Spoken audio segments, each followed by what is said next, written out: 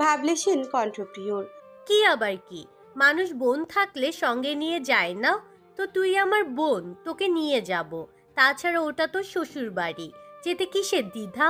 এটাই তো দ্বিধার আসল কারণ। নামে শ্বশুর বাড়ি হলেও এই বাড়ির মেহমান হিসেবে নিতেও তাদের ভীষণ অপারগতা। বউ সেজে যাবি, মেহমান হয়ে যাস না, তাহলেই সমস্যার বিরাট সমাধান হয়ে গেল। শ্রেয়া সতর্ক দৃষ্টিতে চেয়ে রইল কয়েক পলক প্রিয়র চেহারার আকৃতির দিকে। সন্ধিহান কণ্ঠে প্রশ্ন করে, তোর কথাগুলো আজ বড্ড এলোমেলো লাগছে। একবার বোন, মেহমান, বউ, এত অবিন্যস্ত কেন? কেন না, আজ স্বয়ং আমিই এলোমেলো। কি দেখলাম একটু আগে, কি সুন্দর একটা ছেলে চোখে পড়ল। গায়ে নীল পাঞ্জাবি, চোখে সানগ্লাস, ঠোঁট দুটো যেন চুম্বক। ইচ্ছে করছিল বেলকনি থেকে লাফ দিয়ে চুম্বন করে আসি। শ্রেয়ার চমকিত স্বর। তোর কিন্তু কাল বিয়ে প্রিয়। চুপ, কেউ শুনলে কি বলবে? আয়ুষ ভাইয়া তোকে ফুটবল বানিয়ে খেলবে, দেখে নিস। ওই ওই ব্যাটার কথাই তো বলছি রে। দীর্ঘ নিঃশ্বাস ফেলে শ্রেয়া। আবারও ঘরে হুড়মুড় করে নিজেদের আগমন ঘটিয়ে প্রিয়র কাজিন দল। তবে একটাবারও চোখের দৃষ্টি স্থির। বড়সড় হা করে সমস্বরে চিৎকার করে উঠল,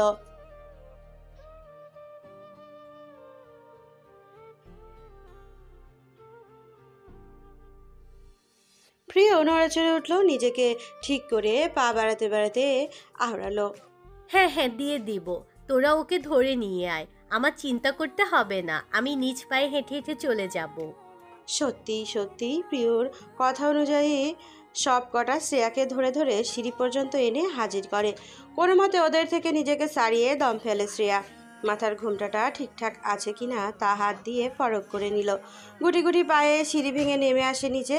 প্রিয় ততক্ষণে সদর দরজা পেরিয়ে স্টেজের অভিমুখে। অন্যদিকে শ্রেয়ার অসহ্য লজ্জায় পুরো কায়া তরঙ্গ খেলে যাচ্ছে। নেত্রযুগল নিম্ন হয়ে পড়েছে ক্ষণে ক্ষণে। এই বুঝি অচেনা কোনো অতিথি জিজ্ঞেস করে বসলো অত্যাধিক বিস্ময় সমেত, তুমিই বুঝি বউ? অনিচ্ছা সত্ত্বেও পা দুটো এক প্রকার জোর করে চালিয়ে বাহিরে আসলো। আজ ঠেলাগাড়ি হতে মনে চাইছে। কেউ যদি পশ্চাৎ হতে ঠেলতো তবে বোধহয় খুব খুব বেশ হতো। ফলস্বরূপ শ্রেয়া গিয়ে যেতে এক পা করে। মনে জোরের প্রয়োজনীয়তা আবশ্যক হয়ে উঠতো না তাহলে? আমাদের জীবনে চলার পথে কি শুধু দুটো পা থাকলেই চলা যায়? যেমন করে গাড়ির চাকা থাকে, সেই চাকা দ্বারা দীর্ঘ লম্বা রাস্তা অতিক্রম করে, এমনটা। গাড়ির ক্ষেত্রেও বিশেষ ভিন্নতা বিদ্যমান। পেট্রোল তেলবিহীন সেই জড় বস্তুও কোনো মূল্য নেই। মানুষের জীবনে পা থাকলেই চলে। গায়ের শক্তি থাকতে হয়, তার চেয়ে একটা সবচেয়ে বেশি গুরুত্বপূর্ণ, তা হচ্ছে মনের জোর। মনের জোর, ইচ্ছা শক্তি কিন্তু মানুষকে উচ্চতার শিখরে পৌঁছে দেয়। একটা মানব কিংবা মানবী দেহের শক্তি খরচ করে মাউন্ট এভারেস্ট জয় করার ক্ষমতা রাখে না। প্রথম প্রয়োজন হয় মনের শক্তি। মনের জোর হচ্ছে আবারও মেহরিমার সামনে এসে দাঁড়াবে, বলবে, এমন করে সেজে আছো কেন? নিজের সংকোচ লাগছে তাই আর স্টেজের দিকে পা না বাড়িয়ে একপাশে কাছাকাছি দাঁড়িয়ে রইল। তবে রক্ষা হলো না। প্রিয়র আদেশে ওকে টেনে টুনে বের করে নিয়ে গেল সবগুলো। অগত্যা দুপা সচল না হয়ে পারল না। দুই পরিবারের মেহমানে পুরো বাগান ভরপুর। স্টেজের সামনে পাতানো চেয়ারে বসে আছে বাচ্চা কাচ্চা। সবাই ওর দিকে কেমন ফ্যাল নয়নে তাকিয়ে আছে। বিশাল বড় স্টেজ, এক পাশে আয়ুষ ও প্রিয়র স্থান, অন্য পাশে তুর্য অহমিকার। প্রিয় নিজের আসন ছেড়ে অন্য একটা চেয়ার এনে নিজেদের পাশে রাখলো। আয়ুষকে নিচু গলায় বলল, তুমি চেয়ারে বসো না, আমি এখানে বসে শ্রেয়ার সাথে পিক তুলবো। পাশে থাকায় শ্রেয়ার কর্ণ অবধি বিনা দ্বিধায় প্রত্যেকটা শব্দ পৌঁছালো। তৎক্ষণাৎ আঁতকে উঠে বলে, কি বলছিস তুই? পাগল হয়েছিস? ভাইয়া আপনি বসে থাকেন, আমি স্টেজে বসবো না, নিচে গিয়ে বসবো। একদম ওর কথা শুনবেন না। আয়ুষ স্মিত হেসে দাঁড়িয়ে পড়ল। আর চোখে প্রিয়র দিকে তাকিয়ে বলল, বউ বললে সব কিছুতে রাজি। তুমি বসো, বউয়ের শখ তোমার সঙ্গে ছবি তুলবে। আমি না হয় তোমাদের আমার মুঠোফোনে বন্দিনী বানাই। বলতে দেরি হলেও আয়ুষের মোবাইল বের করে খুব একটা সময় লাগেনি ইশারায় দুজনকে একসাথে বসতে আদেশ করে। বাধ্যে সুবোধ বালিকা হয়েও উভয়ে বধূরূপে বন্দিনী হয়ে গেল তন্মধ্যে অপর পাশে বসানো হলো অহমিকাকে। ভারী মেকআপে অদ্ভুত সুন্দর ঠেকলো তাকে শ্রেয়ার নজরে। হৃদয়স্থল যন্ত্রণায় ছটফট করতে আরম্ভ করলো। শুধু হলুদের সাজে দেখে এহেন অবস্থা, তাহলে যখন তুর্য এসে অহমিকার পাশে বসবে কেমন করে সহ্য করবে সে? তার সহ্য শক্তির মাত্রা কম, খুবই কম। পানি পান করার বাহানা রটিয়ে উঁচু স্থান ত্যাগ করে ভূমিতে পা রাখলো। জুতোর নিম্নতলে পিষে যাচ্ছে সবুজ ঘাসগুলো। দ্রুত হেঁটে বাগানের মধ্যিখানে এসে থমকে গেল।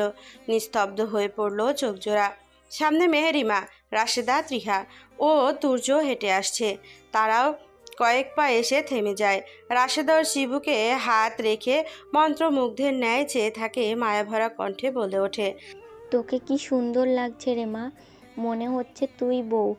শ্রেয়া মেকি হাসলো, লজ্জায় মাথা নত করলো। পরক্ষণে চোখ তুলে রিনরিনিয়ে স্বরে বলল, ধন্যবাদ আন্টি, এত সুন্দর একটা শাড়িতে। বাক্যটা সমাপ্ত করার আগেই একটা গমগমে গম্ভীর স্বর যেন কণ্ঠে চেপে ধরে। রাশভারী গলায় বলে, আন্টি সবাই অপেক্ষা করছে, এমনিতেই অনেক লেট হয়ে গেছে, চলুন, নয়তো পরে সবাই ঘুমে ঢুলুঢুলু হয়ে মাটিতে গড়াগড়ি খাবে। আরে তুমি একদম ঠিক বলেছো তুর্য। চলো চলো শ্রেয়া, তুইও আয়। আমি একটু পর আসছি, মোবাইলটা ঘরে রয়ে গেছে। আচ্ছা, আমরা যাই। মেহেরিমা তীক্ষ্ণ চোখে চেয়ে পা মিলালো সবার সাথে। তুর্য তাদের আগেই চলে গেল। শ্রেয়া প্রচণ্ড বিস্ময়ে আহত হলো। লোকটা একটা বারও ওর দিকে চেয়ে দেখলো না। কেন দেখবে? আজ সে কেবল অহমিকাকে দেখবে, যে কিনা আগামীকাল চিরকালের নিম্নতে তার বউ হয়ে যাবে। অথচ ও নত মস্তকে সারাক্ষণ মানুষটার দিকেই চেয়ে তিরেখা নজরে একরাশ মুগ্ধতার সহিতে তাকিয়েছিল। সাদা পাঞ্জাবিতে শুধুই একজন শুভ্র পুরুষ দেখছিল ও। এক মুহূর্তের জন্য স্পৃহা হয়েছিল পাশে দাঁড়িয়ে কাউকে বলতে, পর্যবেক্ষণ করে সিদ্ধান্ত ব্যক্ত করুন তো আমাদের একসাথে কেমন লাগছে।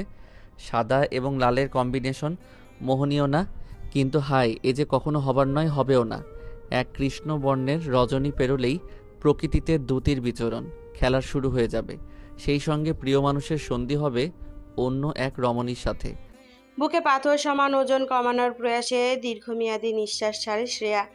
নেহাত ওইখান থেকে উঠে আসতে পারছে না, নয়তো চক্ষু কোল বেয়ে যে অশ্রুধারা কপালে ছুঁয়ে চিবুকে বেয়ে গেল, স্পর্শ করছে তা সবার চোখে চোখে বৃত্ত। গটগট পায়ে ঘরে ঢুকে পানি পান করলো। অনুষ্ঠান বাহিরে হওয়ায় ঘরে তেমন একটা কেউ নেই। তেমন একটা বললে ভুল, কেউই নেই। গানের তীব্র আওয়াজ আসছে। শ্রেয়া শক্তিহীন দেহখানি সোফায় এলিয়ে চোখ বুজে পড়ে আছে। দুদিকের কার্নিশ বেয়ে অবলীলায় গড়িয়ে যাচ্ছে জল। বুক ফেটে আর্তনাতে বাইরে আসতে চাইছে, ভালো লাগছে না। অঢেল কষ্টে শ্বাস বন্ধ হয়ে যাবার উপক্রম। এই দুঃখের শেষটা কোথায়? কখনো কি সমাপ্তি ঘটবে, নাকি অন্তিম কাল অবধি বয়ে বেড়াতে হবে? মাথা উঠিয়ে বলল, নেত্র মেলতে হতবিহ্বল পাকরুদ্র। যাকে কেন্দ্র করে কল্পনা করে এত কষ্টের সৃষ্টি, সেই ব্যক্তি সামনে সোফায় বসে আসে ভাবলেশীন দৃষ্টি হাতের লাল গোলাপের দিকে নিবদ্ধ। বেশ খুঁটিয়ে খুঁটিয়ে দেখছে ফুলটা। শ্রেয়া বিহ্বল কণ্ঠে কিছু বলতে চাইল। হাত নাড়াতেই চুরির আওয়াজ তুর্য ঝাঁঝালো দৃষ্টি নিক্ষেপ করে। ভরকে গেলেও ওভাবে তাকানোর মানে বুঝল না। কোমরে হাত দিয়ে চেক করলো শাড়ি সরে গেল নাকি। এই ব্যক্তি আবার লজ্জায় ফেলতে দক্ষ। কোনো কারণ না পেয়ে ভরকে যাওয়া বজায় রেখে বলে উঠল, আপনি এখানে বসে আছেন কেন? বউয়ের পালিয়ে যাওয়ার গল্পটা শোনার জন্য। তুর্য চিরচরিত কণ্ঠে বাক্য কর্ণপাত হতে শ্রেয়ার বক্ষ স্পন্দন বেড়ে যায়। আমতামতা করে কণ্ঠস্বর ওর। কি? তুমি কি বউ? আর বউ হলে অনুষ্ঠান থেকে পালিয়ে এখানে এসে হাত পা ছড়িয়ে বসে কেন? আমি বউ কেন হতে যাব? তুর্য শটান হয়ে বসে, আনন্দপূর্ণ মেজাজে বলে, বউ না হলে বউয়ের মতন সেজেছ কেন? ছেলেদের ইমপ্রেস করার ধান্দা? শ্রেয়া বুঝে যায় না এই লোক কোথায় কোথায় ধান্দা শব্দ ব্যবহার করে কেন, আর এইটা ওর বেলায় কেন করে। ও কি ধান্দাবাজ মেয়ে?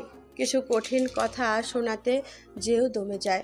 নম্র স্বরে সাফাই দেওয়ার ভঙ্গিতে বলে, আন্টি দিয়েছেন অর্নামেন্টস শাড়িটা, তাই ওনার দেয়া জিনিস ফেলতে পারলাম না, আর প্রিয় এমন করে সাজিয়ে দিয়েছে।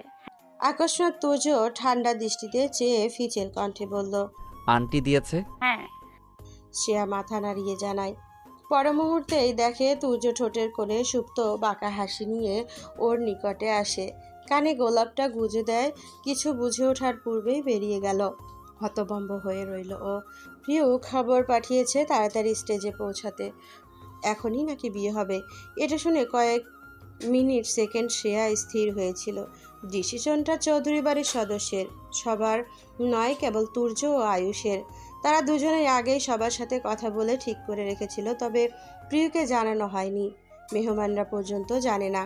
আজ বিয়ের কার্যটা সম্পন্ন হয়ে যাবে, কাল সেই উপলক্ষে অনুষ্ঠান। শ্রেয়ার কাছে এটা খুব ইউনিক লাগলো, কিন্তু মরে যেতেও ইচ্ছে জাগছে।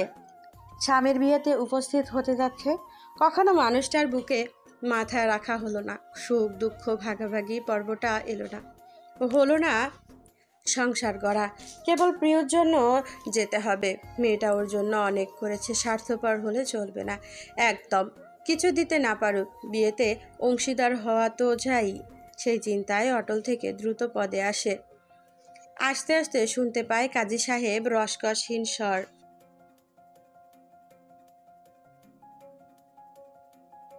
তাৎক্ষণিক শেয়ার কর্ণধার হয় আরও একটা কণ্ঠ, তুর্যের গম্ভীর স্বর। একটু অপেক্ষা করুন কাজী সাহেব, আমার বউকে আসতে দিন। এইটুকু বলে সামনের দিকে তাকালো। শ্রেয়া পাথর হয়ে গেল নিমেষে। সবার মুখশ্রীতে অবাকতার ছাপ। দেখলো তুর্য এগিয়ে আসছে, দাঁড়িয়ে আছে ওর সামনে। ওর হাত ছুঁয়ে বলল, তোমার জন্য কাজী সাহেব দাঁড়িয়ে আছে, চলো। শ্রেয়া ভয়ার্ত দৃষ্টিতে নিজের হাতের দিকে তাকালো। অনুভব করলো আজ হৃদস্পন্দন একদম স্বাভাবিক, গতি নিয়ন্ত্রণ হারা হয়নি একটাবারও।